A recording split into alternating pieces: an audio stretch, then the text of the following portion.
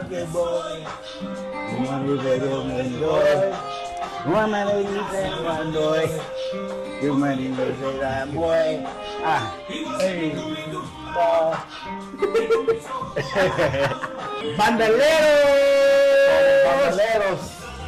Welcome to the Unfiltered Souls podcast, episode 4. We actually have a name for our podcast now, bro. Hey, bro. I'm so proud of us. I'm so proud, man. We were untitled for the first 2 episodes. Now we got a fucking. This is episode 4 or 5. I think this is episode 5. 4. No, this is episode 4, bro. This is episode 4. Well, shit. I mean, this is still fairly new and unfiltered. But the bandaleros are in the building. We ready to have some conversations. Some unfiltered conversations, you know? We got bandaleros is in the building. We some cowboys. We about to explore some uncharted territory today. Somos vaqueros. Sí. Somos vaqueros. Vamos. Well, shit, man. Well, we've had a crazy few weeks. Have we? You don't think so? So I've been back in Medellin for about, what, a month and a half. We've gotten a lot of things done. We have a lot of things done. Just let's think about that. You know what? I think about... you know, that's actually a crazy thing that you said that. You came back here, what, like August 4th, August 5th? Yeah. And what? Today's September. Mid-September. It's been a little bit over a month now. Yeah. And just in this past month, so much has happened. Yeah. Like, it's actually kind of crazy. And what, like, why? Why do you think so much has happened? Well, let's kind of talk about what's happened first, right? Yeah, so, like, sure. You know, we've talked about doing this podcast. Yeah. We've talked about doing street interviews. We talked about a lot of these things. Like, we've had all these ideas, but we haven't really, we really talked about it for so long, but we didn't really do anything for a long time. Yeah. Right? And now... Wait, actually, how long have we been talking about this shit? Bro, I mean, I met you where? Last September, October? Yeah. So what is it, September now? It's almost been a year. If you really think about it, right? Okay, yeah. Like, obviously, you know, we've been traveling and doing all that stuff, but now we got some momentum under us, bro. We got a little momentum, and you know what? What's very interesting is that, like, here's the lesson in all this, right? Like, we met each other. Actually, did we meet each other about this time? It was like October, November time last year. Oh yeah, maybe October or something like that. But the point of this is that a lot of times motherfuckers will just talk. Motherfuckers being us, motherfuckers being every person out there. We all some motherfuckers. Exactly. And we all talk. But when are we gonna get to some action? Yeah. When are we gonna start taking some action? Yes, sir. You know what I'm saying? Like, you came back in the beginning of August, and I don't know what it was, but we were, I guess, maybe in the same frequency, same vibe, but we just started taking action on a lot of things we said we were gonna do, and then shit just started happening. Hey, bro, if you want to be a bandolero, you want to be a cowboy, you can't just talk about it. What is a bandolero? I don't even know what a bandolero is. I'll be throwing on the sheet. I'll be throwing on the hat. Hold on. I'm not being bandolero. I don't know what the fuck it is. Hold on. Let me ask ChatGPT what a bandolero is real quick. Yo, ChatGPT, what is a bandolero?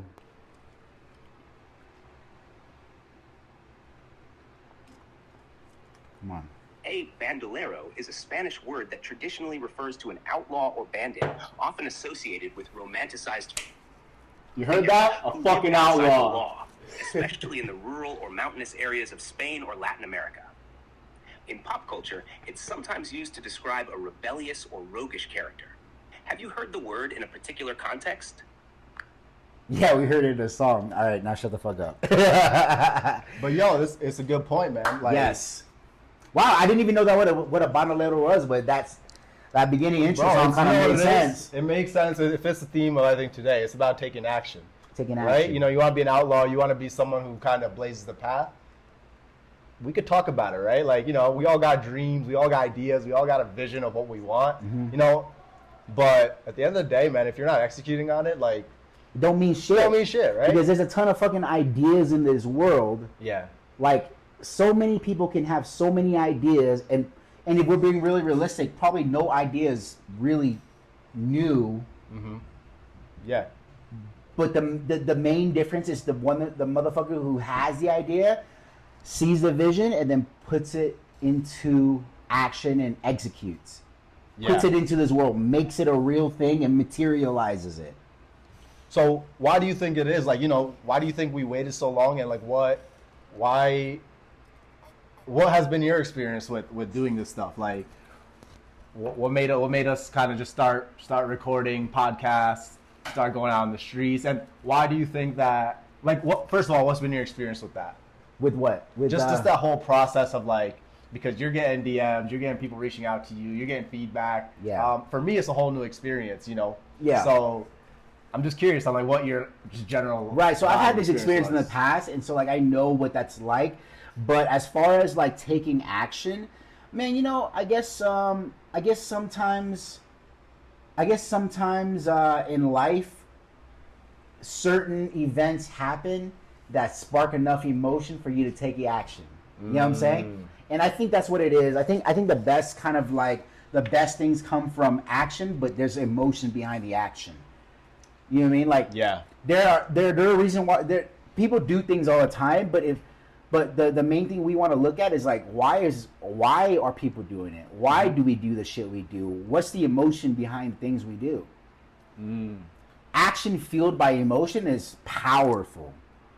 And so I think for a long time, man, like, well, you know, I've been here for a year now. I just got my visa, and like I'll be here for another year at least. Here in so, Medellin, right? here in Colombia, here in Colombia, and so like, I don't know, man. I guess now timing has a lot to do with it, but at the same time, as like, bro, like we just made the decision to like, yo, let's just start a podcast. Yeah. Let's just start interviewing people on the street of Provenza. Let's just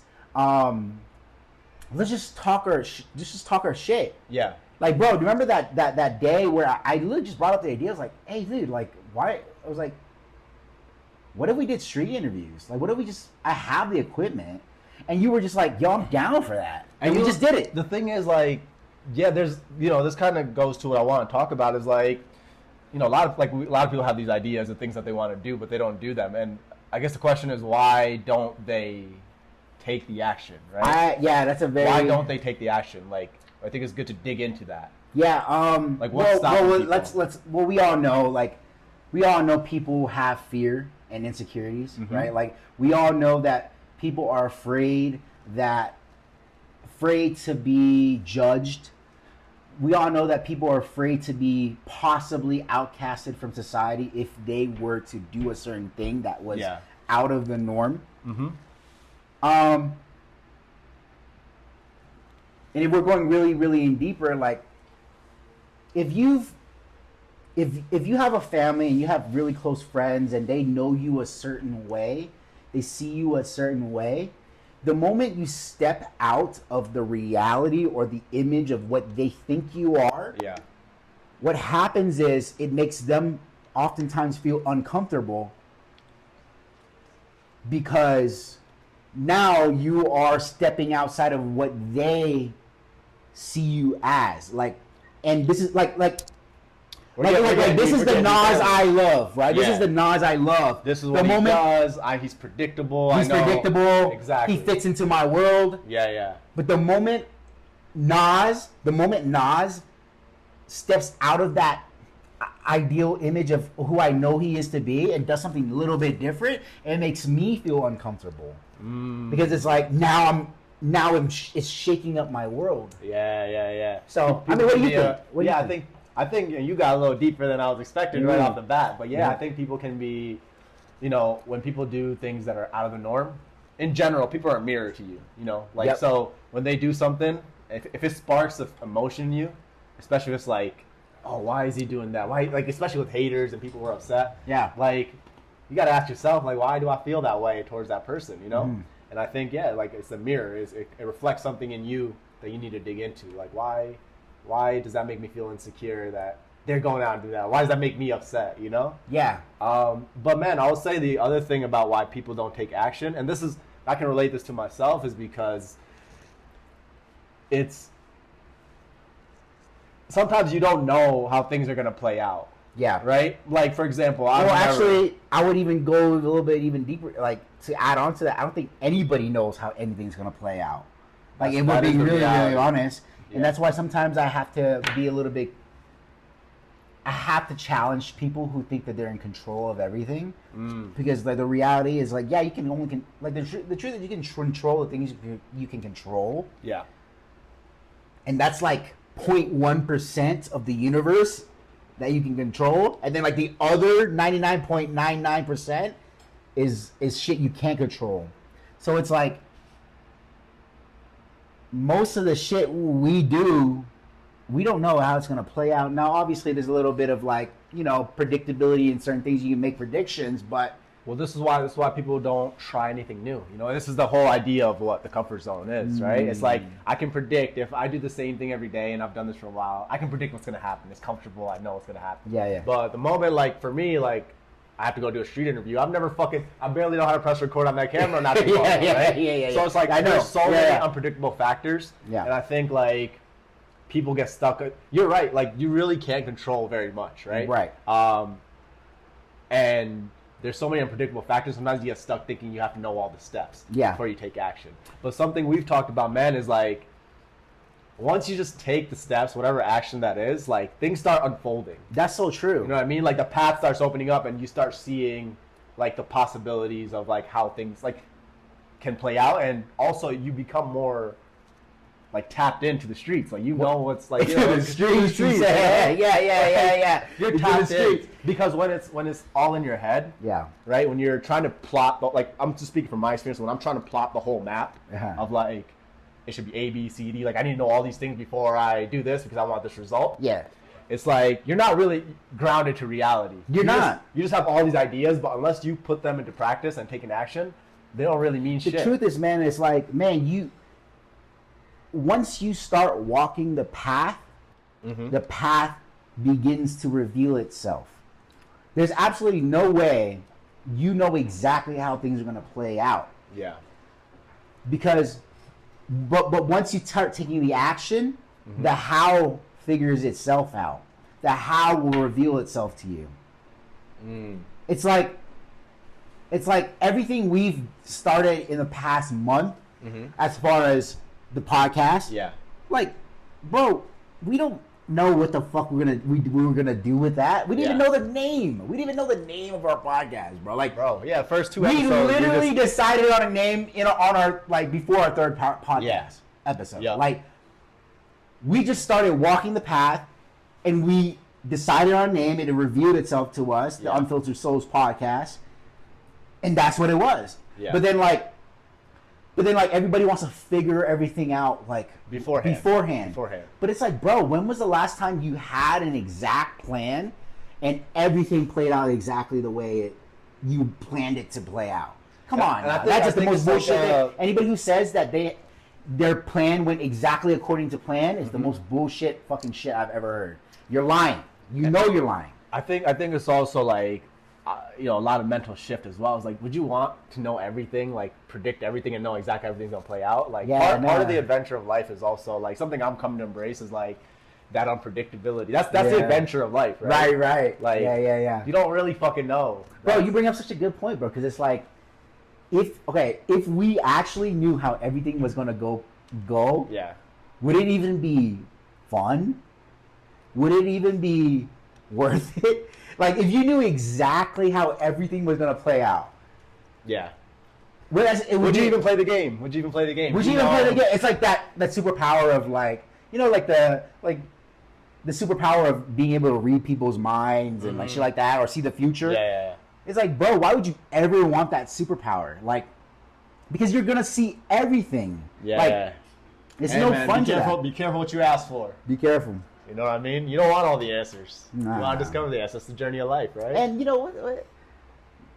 Like, if we're being really, really, really honest, like, do any of us know what the fuck we're doing? Probably not. Low key, no, bro. Probably not, bro. Probably not. Like, probably not. But the thing is, like, just, kind of bring it back to, like, what this whole topic is about is, like, man, like, the way you really get good or you develop expertise in anything that you do is by taking the action. Understand that like it's not gonna be perfect. No. Like our first podcast, like when I watch it back, I'm like, fuck, bro. I'm like, damn, it's like I'm hella like, you know like, what I mean? damn, like you look back, you're like, damn, I see that little mannerism. I see that little, like I'm a little nervous there. Like, you know what I'm saying?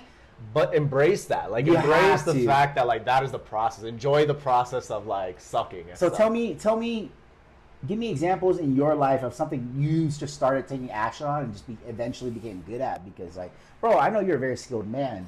So like what are some of the things that like if you were to go way back to before you started it, and how you felt then versus now, like what did you do and where are you now? Man, I'll give you a recent example, and you live with me, so you see this. So I've been telling you when I met you, same thing. I've been working on building this real estate business, right? Yeah. And I've been telling you, man, I'm gonna reach out. Like I reach out to these leads. I got these people that I want to call. There's some big money involved that I can make.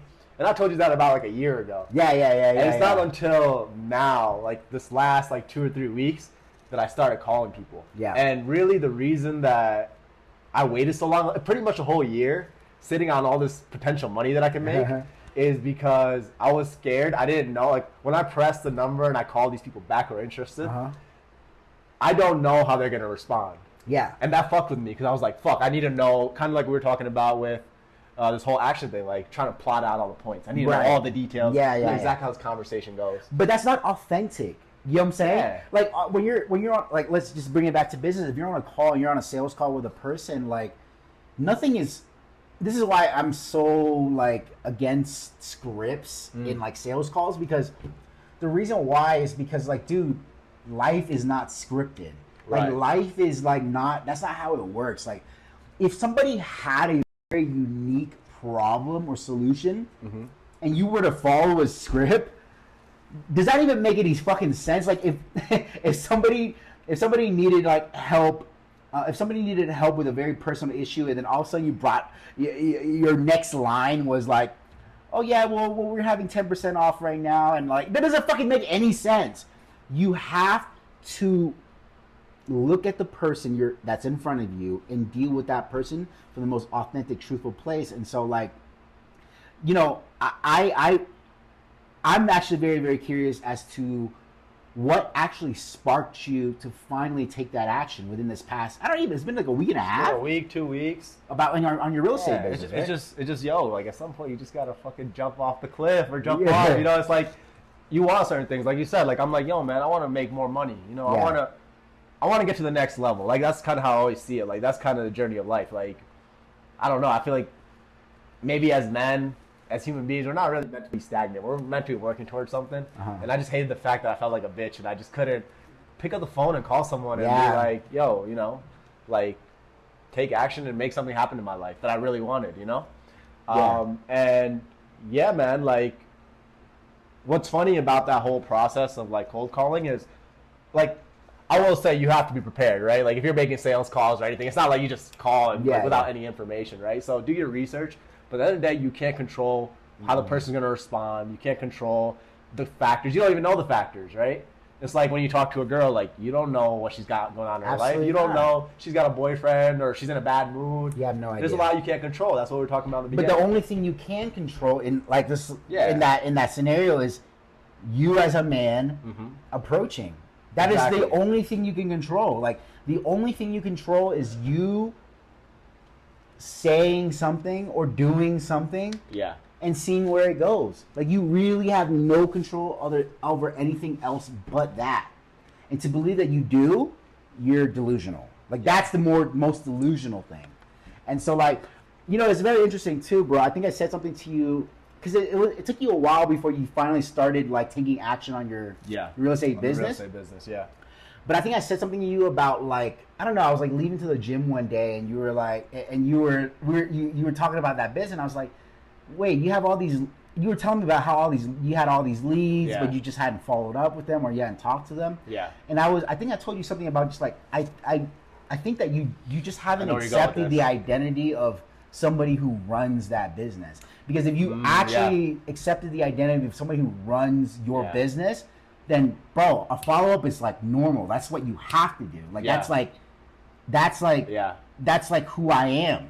But how do you think you build that identity? Because for me, what I realized, like now I identify more with that, right? Like speaking of like the how things unfold, now I'm having multiple conversations. I had a 30-minute conversation with a potential client last week. You know, big checks, big deals potentially that I can make. But 2 weeks ago, that wasn't my reality. You know. Well, I'm gonna tell you, the answer right now is clear in front of you. Literally just took action, and you just kept putting one foot in front of the other. And that's exactly what I was saying. That's how you build, that identity, like, is by doing the thing. By just doing you're not the gonna thing. You're not gonna be that person. You're not born that person. Right. You know? Like we build who we are. 100%. Like the answer you're looking for is just you doing the thing you know you're supposed to do. The work you're avoiding, bro. The fucking work you're avoiding, and you know it. Don't bullshit. Stop lying to yourself. You know you're lying to yourself. Like, I know when I'm lying to myself, and I have to be honest with myself when I'm lying to myself. I'm like that's what being honest with yourself is. Is like, bro, I catch myself right there. I'm like, wow, I'm actually lying to myself right now. I am not being honest with what's going on. What's going on is I'm not simply taking the one action that I know I'm supposed to do to get this in momentum. That is it.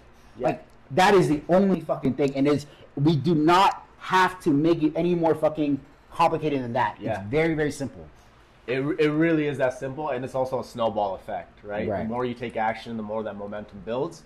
And then, one day you find yourself like, man, like this is who I am. I can do this shit. This is normal. And then it's normal. It's right? That identity has slipped into your subconscious. Yeah. That is who you are now. But you have to have that faith and that conviction. And I like what you said about having, being emotionally charged or finding an emotional reason why you want to achieve whatever you want. I think is really important. Yeah. But you have to push through that initial discomfort. Yeah. Like, I want to reiterate, I think, no one is born, some people are born super social or born, super skilled at certain things. But most part, you have to develop those skills. You know, and if we talk about, archetypes and shit like that, in the beginning, you kind of have to be that warrior archetype, that mode of, I'm just going to do. Yeah. And then you eventually do so much, you slip into, the wizard, the magician archetype, where it's just so easy for you. You can, it just... I thought about it like this, bro. In anything that you're doing, that you're learning new, you got to follow the rules, and then at some point, you realize you can break the rules. You break them, and then you get so fucking good, you write the rules yourself. Write the rules yourself. You write the goddamn rules yourself. Yeah, anyway, I know you got some. Well, kind of segueing. It's a similar topic, but right when you take action, right? Yeah. Obviously, we talked about being comfortable, but I want to talk about this idea of bumping up against resistance, because it's not always smooth sailing, right? You'll take action, you'll make some progress, but at some point you're gonna face resistance. It could be a physical obstacle, it could be energetic, an example I can think of is last night we were doing street interviews, right? Yeah. And I feel like we kind of started off a little slow. We were getting kind of okay responses. Yeah. And at least me, energetically, I felt fuck, this kind of sucks. Just the vibe doesn't feel quite right. And if you remember, I was like, yo, bro, you want to do another one? Let's do another interview. Let's do another video. And then we got to a point where, we interviewed and had some great interviews. We had some great interviews. Right? And you know what's, you're right. And it's what did we do? What was the thing that we did that made the difference? It was, we kept pushing. You have to persevere. We kept pushing through it. And you brought up the point of at some point you're going to be met with some type of resistance. Sure, yeah. I honestly believe, and this might even sound woo-woo and crazy spiritual, esoteric, whatever, doesn't matter. I honestly believe when you are stepping into a new identity of yourself, what the universe is going to do is it's going to test you. It's going to test you to see if that new identity that you're adopting is really you. Because if you react to the negative resistance, what the universe is going to be like, oh, you're not ready for this. Yeah. You're not. You are who you think you say you are. It's kind of funny. Now that I think about it, when you put it that way, you're kind of reverting back to your old identity. Yeah. By be fuck, this sucks. I can't do this. Blah blah blah. You're allowing yourself to identify with that version of yourself that you're trying Right. to build from. You know? Right. It's like no. Like the universe is like not trying to spend more energy on you. Like they're not trying to like it's easier to keep you back in your old state, your Yeah. old identity, right? Yeah. But if you're trying to step out of that, Yeah. the universe is gonna test you. Like whatever the powers that be is gonna test you, and they're gonna be like, "Yo, are you actually that guy? Are you him? Yeah. Are you him? Are you him? Are you Himothy? Are you Himothy? Are you himself? Like, if you are not, the universe is like, if you are not him, then don't waste my time. Well, you know, you could think about it in terms of like the laws. Like if you think about a rocket, right? Or you think about the laws of physics, right? Yeah. In terms of for a rocket to take off, it needs excess energy in the beginning, right? You see Yeah. the flames coming, blah blah blah. Yeah, yeah, and yeah. gravity is pushing against that rocket. Yes. But once it passes the atmosphere or whatever, there's no more gravity. It takes off, you know? Damn. So like what a good ass fucking analogy, bro. You're right. Just like that's really good. You have to push You're that so right. resistance. Yeah, there's always this like beginning resistance. Yeah. That it's like, damn, it's painful. It's painful. It's painful. It's like, it's the pain period. It's like I'm met with all these obstacles. It's like, It's all pushing this is against hard. you. This is Yeah. hard, and then it's like, And then you're in outer space, and now there's zero and it's gravity. just you're floating, and it's floating, you're and now you're on gliding, cruise control. You're going. and you're cruise control. Yeah. Man. Well, man, I think it's just like for me, like what I'm reminding myself lately is to truly enjoy that and understand that is the process Yeah. of learning anything. You know, Right. Like when like you think about anything that we've been doing, whether it's like dancing, street interviews, even going out to the club. Like remember we went to the club Dulcinea? Dulcinea. And like same thing, man. I remember it was like 1 a.m. I was like, "Yo, fuck, bro!" Like, Yeah. we went out dancing. Yeah, and yeah, it's just yeah. like the energy's not there. And I remember you were like, "Yo, man, just stay for an extra hour." You Yeah, know? you stay for an extra hour, bro. Like, bro. just the keep vibe- pushing. Just keep pushing. In that extra hour, like the vibe completely changed. Man, I just remember we were dancing with everybody. The Yeah. whole club was turned. Whole club was tired. We were in the middle of the club. Everybody was like, "Who the fuck are these gringos? Who are these? Who's this fucking Harold and Kumar Asian Indian?" We had club shades We had on. the club Man, shades on. It was bro. like, "Yo, it's Gucci," and then like people would start inviting us to their tables, having drinks with them, Yeah. dance with them. Like, yo, who the fuck are these guys? We want to fucking meet them, and that's what happens when you push. Because when it feels most resistant, when it feels like, damn, like I have no more left, or like I can't do this anymore, and you just take that one extra push. Yeah. That is when the universe opens up to you, bro. And I don't know how it works. Don't ask me how. I don't know why it works, but it does. Yeah, man, and that's I think that time I went to the club the first time, like energetically, at least I experienced that, man. Because Yeah. I was like, "Yo, fuck this! I want to go home." Like I'm not Yeah. having fun, but it's like, "Yo, let me just stick around, man. Stick Stick around around. and see what happens," you know? Yeah, yeah, And yeah. like, man. We had a good ass fucking time that night too, bro. I mean, to be fair, the one don't we have a fucking good ass time. Yeah, We yeah, turn it up. Yeah, especially when we bust out the club shades. You, Hey, you bro, know what's you going to happen. They know what's happening. Hey. Hey, bro. I don't know why you hate from outside the club. Yeah, you know. All right. So let's switch gears for a little bit, right? Yeah. Let's talk about. Let's see what we got here. Let's talk about the attraction between men and women. Okay. Let's talk about the attraction of men and women. You know, we often hear, you commonly hear this about men. You know, women will say it's about men. Men are fucking dogs, you know? The perros. Right? Yeah, Somos perros. Todos los hombres son perros. Son perros. Yeah. Our first street interview. Yeah. One of our first street First interviews street that went viral was. I was like, that. who do you prefer?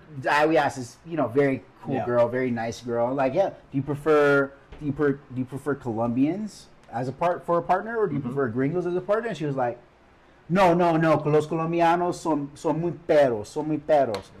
And then she's like, oh, los gringos, yo digo lo mismo, like they're the same, right? Yeah, all Right. men. The idea is, you hear all the time from Right. everybody, all men are dogs, right? But Yeah, he yeah. said something last night that made me chuckle a little bit. What was he that? He said, women are like cats. Right? So I want you to Yeah. just explain what that means. I'm just gonna let you go on and explain what that means. Why do you say women are like cats? If men are like dogs, why are women like cats? Okay, in order for that analogy to be understood, what are dogs like? Okay, when you walk into a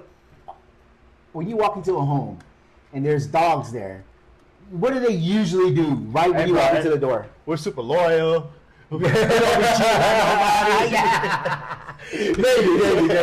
But what is the behavior like? Like when you walk into a home, like, and there's dogs there, what do they do? Usually they come right up to you, Right up to you, hanging around, directing you, like sniffing you, trying to see what the deal is. Yeah, like they're like, so who the fuck are you? Who the fuck are you? You know what I'm saying? Like, Uh-huh.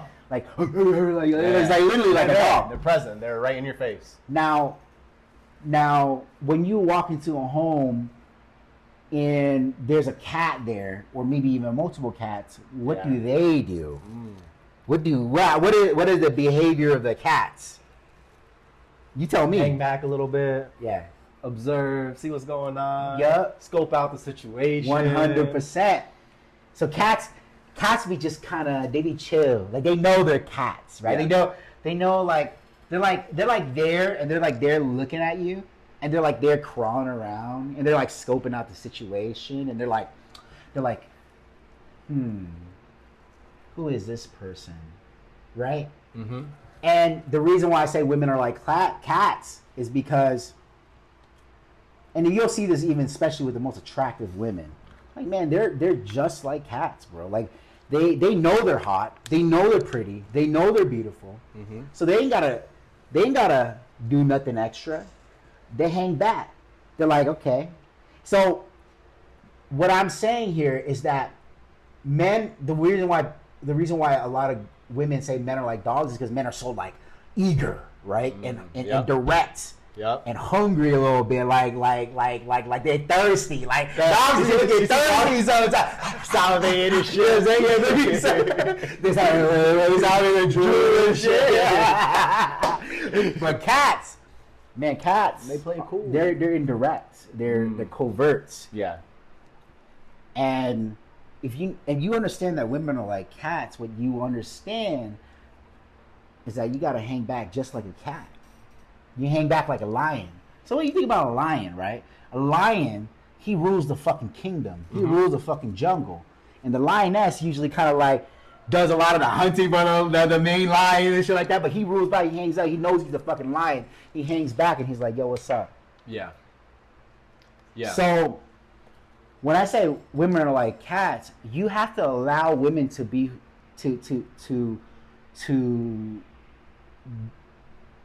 to let them see you, observe you, and if they want to come to you, they will come to you. Because you think about a cat, you go into a home where there's a cat, and you play it cool, you're good, you're Gucci, like I'm not trying to be anything I'm not.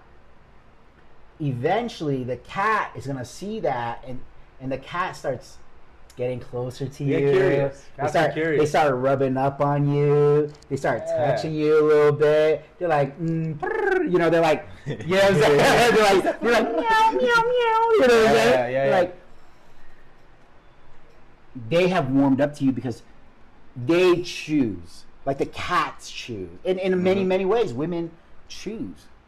Women 100%. choose their men. Trust. And if you don't think that, then you got a lot of work to do, because women, is the truth. Women do choose the men. They choose it very indirectly. Yeah. But you have to speak the language of women, and the language of women is covert. The language of women is indirect. Yeah. Well, let's kind of dig into it and like break it down a little bit more, because I think in the past we've talked about like the role of men and women when it comes to dating and attraction in general, right? And how men typically will have the active role, and women will have the passive role, right? Yeah. So it's like important for, like, you can't. So like when you say that, I just don't want it to be misinterpreted as in like, as a guy, you can just hang back and wait for a woman to come to you, because that will rarely ever happen, right? You still have to make the initiative. Yes. And the introduction, but I think where you'll agree is like dudes are too thirsty, or they're trying too hard. They're trying too hard. Yes. And the only reason I'm saying this, and I know this, is because I've been there. I've been super try hard. I've been super thirsty. Yeah. So I've made all the mistakes. Like that's like I the only reason I can say all this is because I've made all the mistakes, and I know what it's like, and I know how women respond when you're too thirsty. Right. I know how women respond when you're trying too hard. And so yes. The truth is, masculinity is an active role, right? And women are not gonna. women are often not ever going to make the first move. Mm-hmm. Women are not ever going to make the first approach. Yeah. As a man, it is your job to initiate. Mm-hmm. At least in the physical, right? Because Yeah. this is what I mean. Yeah. Because women will give you signs. Women will give you indirect clues that she is interested or intrigued by you. Should we give some? Let's give some examples of that. I think that'd be helpful because like for someone who hasn't seen those signs or who aren't aware, like what the fuck do I look for? So look, women operate the language of women. We about to spill some tea. The language of women, the world of women Yeah. is covert. Right. It's indirect. And because women are so savvy and clever about this, because women figured out a long time ago in history that if we cannot physically be more stronger than men, Yeah. we need to physically be more powerful than men up here psychologically. And so they've learned how to seduce much early on, right? And so seduction is a game of psychology. Seduction is a game of mental power. That's the truth. Yes. And so women have figured out how to seduce in the most covert fashion, indirect fashion. right. They know how to flirt and show interest and be curious Yeah. and seduce in ways that won't lead to them getting rejected. Yeah. Not overtly, right? Mm-hmm. So the whole classic, Bridgerton, Victorian, like I'll drop the handkerchief, like the women would drop a handkerchief in passing by, walking by a man. Yeah. Right, the handkerchief will fall, and then the man will be like, "Hey, miss, madame, my lady." You dropped your handkerchief. You know what's funny about that? So I was in Saudi recently, right? Yeah. And I was in a country called Bahrain, super small country where everyone kind of knows each other. Uh-huh. It's super small. You can drive from one end to the other in like 2 hours. Uh-huh. And because everyone knows each other, what I found out is like you don't go and directly approach a woman there, or if a woman's interested in you, she doesn't give you those kind of signs. She'll airdrop you her contact. What? That's how they do it. Are there. you serious? Yeah, so it's kind of funny when you talk about covert. I've never seen that here. But like I don't know if I crazy. told you that. Here in Yeah. America, I've never seen an airdropping. I didn't even know you get But airdrop. apparently contacts. that's the thing. Like when I was there for like 2-3 weeks, and Uh-huh. that's what my boys who live there tell me. They're like, that's kind of how the game is there. But yeah, like you said, covert. It's like It's covert. you would never. It's unless like- you know what to look for. You don't. It's know. like, hey, I want to let you know I'm interested, without saying I'm interested. You know what I'm saying? It's like, Would you say girls are scared of rejection too? yeah, I think that women in general, they can't probably handle rejection because it is a death of your ego, right? Yes. And all men and 100%. women both have egos. Yeah. Men are terrified of rejection too. Yeah. But with women, like, they're very, very intensely emotional creatures that, like, I believe that if they got overtly rejected, it would fucking crush their world for like at least a day. Well, most women, like, from my experience, most women have never really been rejected, And part of it is that covertness. It's part of it is that covertness. Part of it is that covertness. You'll ask the girls like, "Hey, have you ever been rejected by a man?" They're like, "No." No, Yeah. yo, obviously, because you've never overtly Yeah. rizzed up a man. Like most women have not. Like yes. they'll be like, "Hey," like they'll do their thing, and the guy they'll all kind of be obvious sexually or like Yeah. whatever, but like they don't say nothing. Like it's indirect, Yeah. and obviously, and if the man's horny, he's gonna like, "Yeah, I want to fuck you," right? Yeah. But no, like most women don't get rejected Yeah. in the same fashion that we think that men Yeah. get rejected. You know what I mean? Yeah, They just yeah. don't. And so, yeah. Yeah, man, and I think it's important. It's a good point, and maybe for the women out there, it's like, yeah, man, for guys, it's scary too. Like to Yeah. approach a woman and get rejected for a lot of guys, including myself, because I'm human like everyone else. Is like Yeah.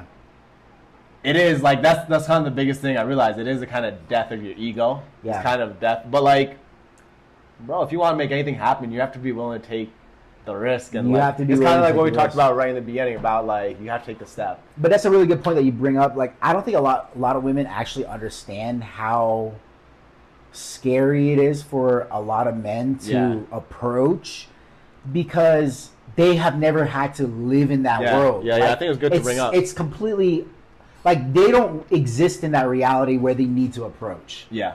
You know what I'm saying? So Yeah.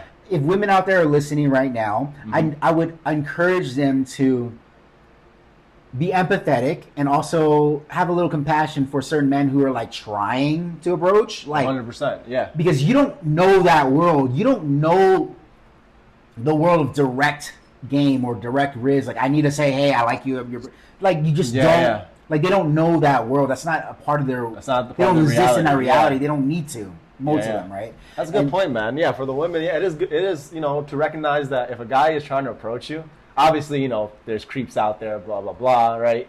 There's a consistent way to do it. But if a guy's trying to approach you, understand that it probably took him courage. Took to- a lot of courage. Took a lot of courage to do that. And like if a guy is approaching you, women talk about the male ego. Yeah.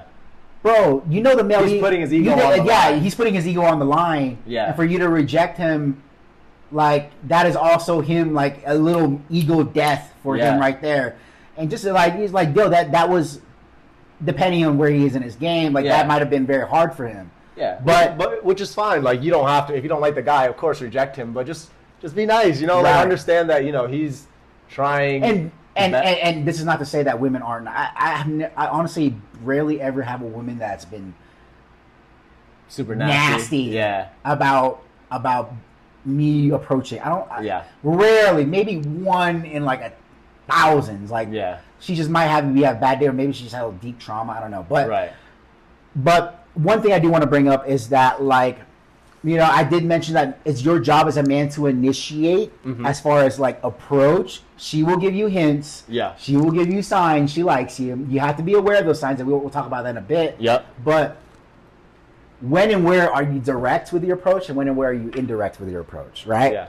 This is what I believe. This is what I think.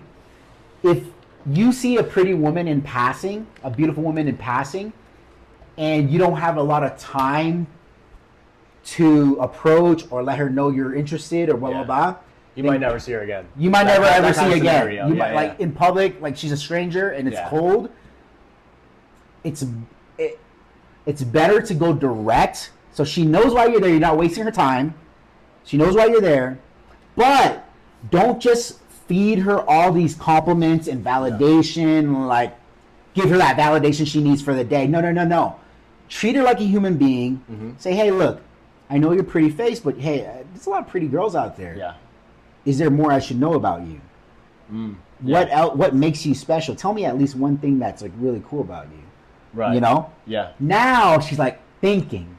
Now she's like, wow, like, this man kind of wants to know a little bit more about me than just my skin deep Yeah. features. Like this man is making me think. Yeah. This is seduction. Yeah. Seduction is psychological. It's peeling back the layers, right? peeling back the layers. The beauty and the sexiness or the hotness that's the outer layer. That's the most outer layer. Yes. But there's a lot to any human being. There's so much more, and you need to start peeling behind that. You need to start seeing besides. Bro, you that, think about some of the greatest beyond that. seducers in history. They weren't the most beautiful people in the world. Like, Talk about- Cleopatra, she wasn't.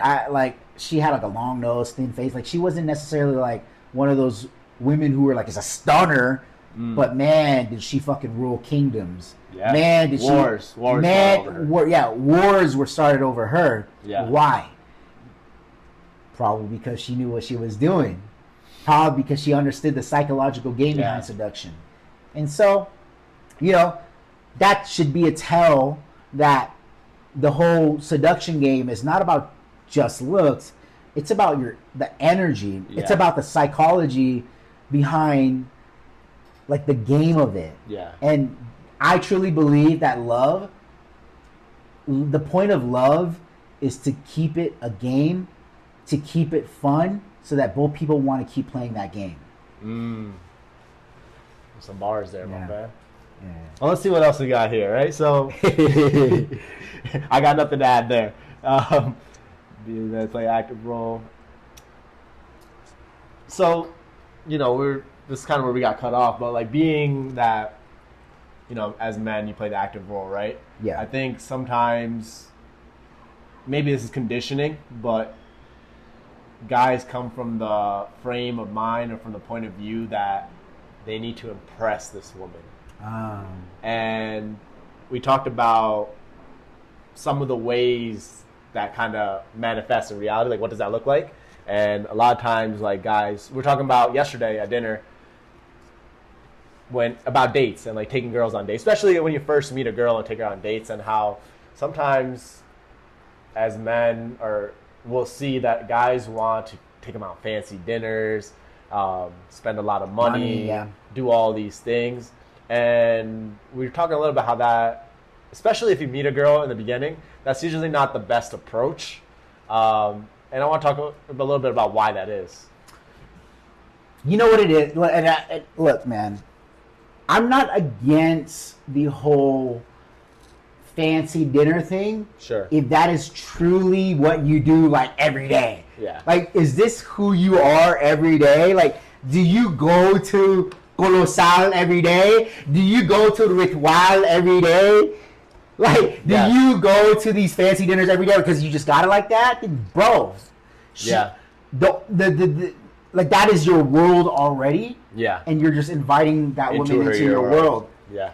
But the problem that happens is when men try to step out of who they actually are to impress a girl with shit that isn't who they are. Like, that's not the identity of who they are. So they're like trying to like do all this bullshit, and she can sense it. She's not stupid. Women are incredibly emotionally intelligent. Yeah. So she's gonna know intuitively, like, yo, like, this man is trying to impress me right now. Let's see what else I can get from him. You know what I'm saying? And so it's like, bro, if you lead with your wallet, like you're doing excess. Yeah. You're creating excess potential, and like you're creating excess importance on the thing, and it's like she can feel that. Yeah. And she's gonna naturally, just being in the feminine, subconscious, inner subconscious, she's gonna respond to that in the best way she knows from her nature, and she's gonna be like, "Oh, I'm gonna show you exactly who you are because I'm a mirror of you." Well, let's put that into let's step into the shoes of a guy who wants to take a girl out and spend money and do who is doing those things, right? He might say that, man, but I do want to impress her. I want to impress her. I want to take her somewhere nice. I want her to see how cool I am. And I think maybe you answered this, but you were saying that it's you want to impress her, but not impress her with. Let me see how to say this. That's not who you really are. I guess that's what you're trying to say, right? Look, if you're gonna, because you can take. I guess what I'm saying is like, okay, so think about going on a first date. You could take her to the park and take a walk and impress her just as equally as taking her to a fancy dinner. 100%, right? And that might be something that maybe guys haven't considered. There's a difference, man. There's a difference. Like, are you trying to impress her with external things outside of you, or are you trying to impress upon her who you actually are? Yeah. Like, an impression from the most authentic core is like, man, like, this man made an impression on me. Not he's trying to impress me. Yeah. No, this man made an impression on me from simply being who he is as a man. Yeah. He made an impression, not he's trying to impress me. And she knows when you're trying to impress her. Trust. So, like, the thing I would ask the man is, why are you trying to impress her so much? What is it that's voided of you deep inside of you? What's empty inside of you that you feel like you need to impress her? Well, why can't she? Why wouldn't she impress you? Because I want her, man. Because she's so pretty, and I want her to like me. So I want to treat her really nice so that she likes me. That's probably the answer that I could think of. Man, I'm telling you right now, man. The girl that you want, a lot of men treat her really, really nice.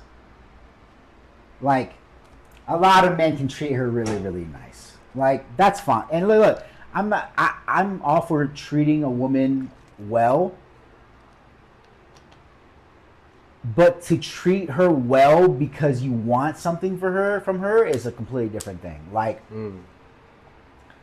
a man that truly just wants to treat a woman well is just treating her well because she knows that's going to make her more radiate more of her beauty. You know what I'm saying? Like, without really asking for anything in return. yeah, Without like, you don't expect anything from her in return. Like, don't a lot of girls, and I've had women tell me this. They feel like a lot of times when guys do things for them, it makes them feel like they owe them something. They owe them something, yeah. And so, like, no, and I'll tell a girl, and sometimes she'll think that with me too. Yeah. And I'll tell her, like, girl, like, you don't owe me anything. Well, you don't owe me anything, but if you want, what I'll then say, I was like, if you want something, take action on it. It goes both ways, man. It goes both ways, you know? Like, our jobs is to make the initial action, but ultimately, you know, both people need to come to the table with something, you know? So I want to circle back on what you were saying just a little while ago, because, right, if it's not day to day, you're going to these fancy, expensive places, right? And you talk about inviting her into your world, right? So when you think about dates, one of the things that we talked about yesterday, and the dates that go really well for me are usually the ones where I'm doing something that I would normally do anyway, right? So, like, I like to go to the sauna, I like to go hiking, I like to do things I like to do, and I'm inviting her to see who I am and what I like to do, right? So I think for men is something to think about, is like, what is that you truly enjoy, and bring her to do that, you know? It doesn't have to be super. And the reason why is because you're the most natural in that setting. Yeah. Like Nas, you like going hiking. You like going to waterfalls. You like nature. Love swimming. I like being outdoors. Yeah. That is where you're the most natural. Yeah. So it's like when you invite a woman to your world, she feels like it's natural because it is natural and it's organic. Yeah. And she's like, oh, this man is comfortable in this environment. And whether she fits in that environment or not, it's not up to you. Yeah. That's up to her, and that's, you know, this is all, your only job as a man is to invite her to your world. If she likes it, she likes it. Yeah. And she stays, and if she doesn't, she doesn't. It's like, as a man, you're like an island, right? You're like an island. And women will come park their boats on your island, and they'll go explore that island. They'll go explore that island, and if they like that island, they'll stay on that island. Yeah, but if they don't like that island, they'll hop right back on their boats and they'll go sail somewhere else. That is your only job as a man. Be the island. Be who you are as a man. Invite her into your island. Invite her into your world. If she loves it, awesome. If she doesn't, awesome. I got one last topic for you. One last. And this is your time to shine, bro. Because you wrote a note, and you shared a note with me yesterday before we went out to street interviews about being one of one. I just want you to, I want you to break down what that means, because you wrote about it, and it was something that, it seemed like it's something that you had on your mind. So why did you, what does that mean to be one of one? Why did you bring it up? And, just talk about it. You know what? That's actually, I'm happy you brought that up, because I've actually noticed that, like, certain famous people and celebrities and shit like that, they have been bringing this idea up of being one of one. Like, Maluma just came out with a song called One of One. And this is kind of like his theme right now. Like, I'm one of one. Yeah. Gunna just came out with a song called One of One.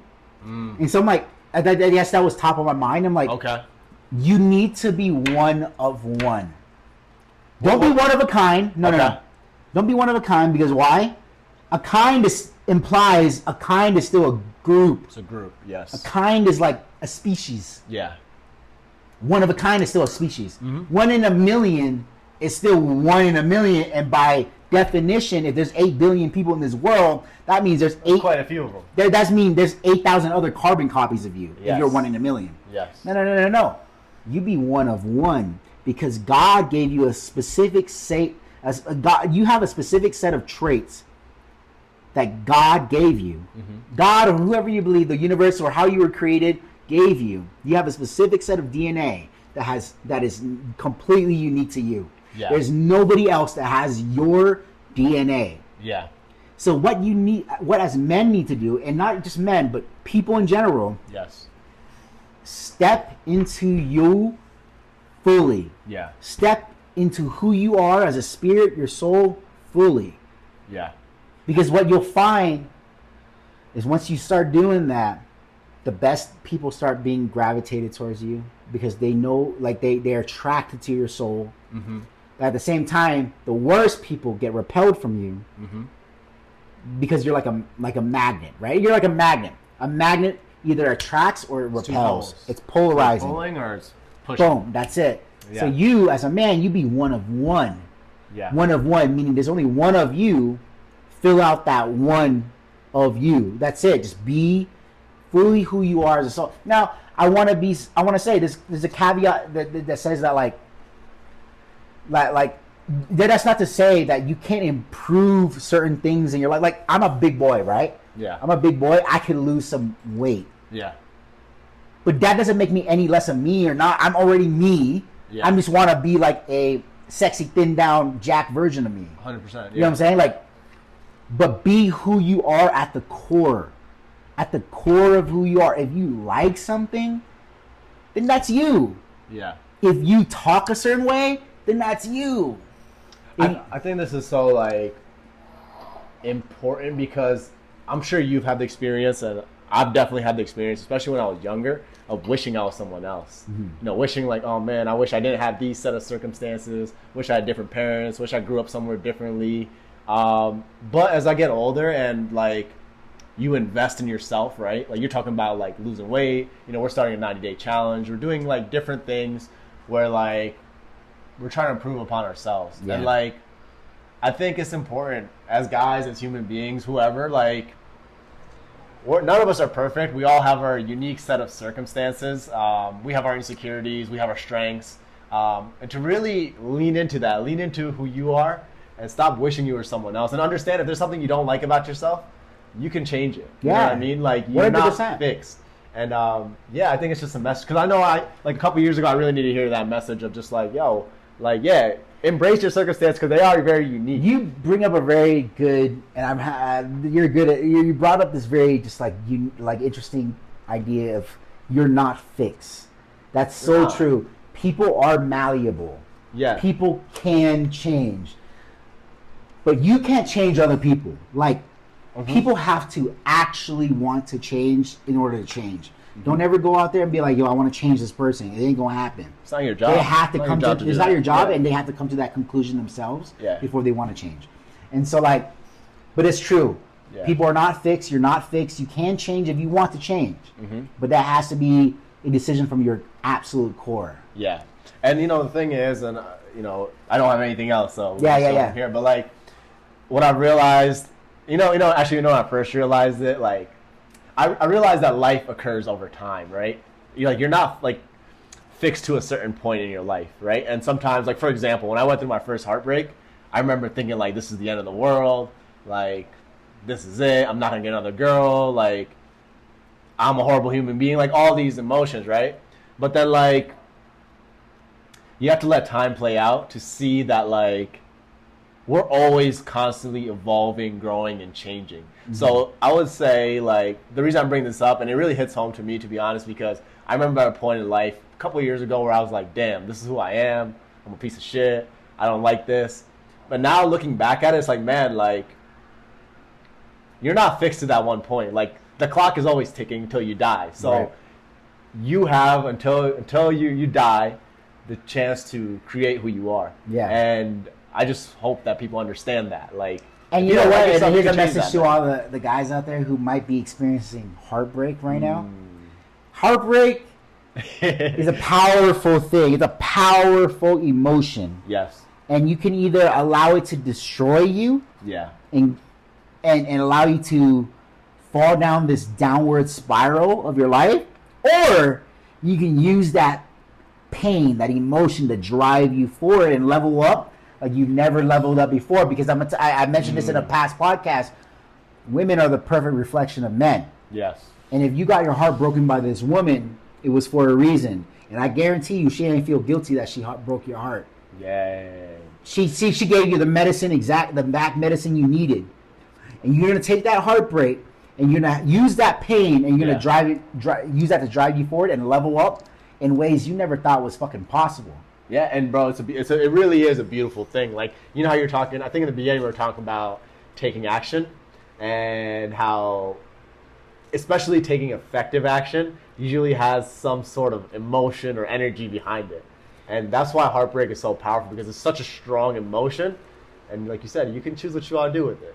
And you know what, man? And I think that certain men, they're gonna meet certain women. And there's always gonna be that one woman, oftentimes, that can pull on your heartstrings a little bit. Yeah.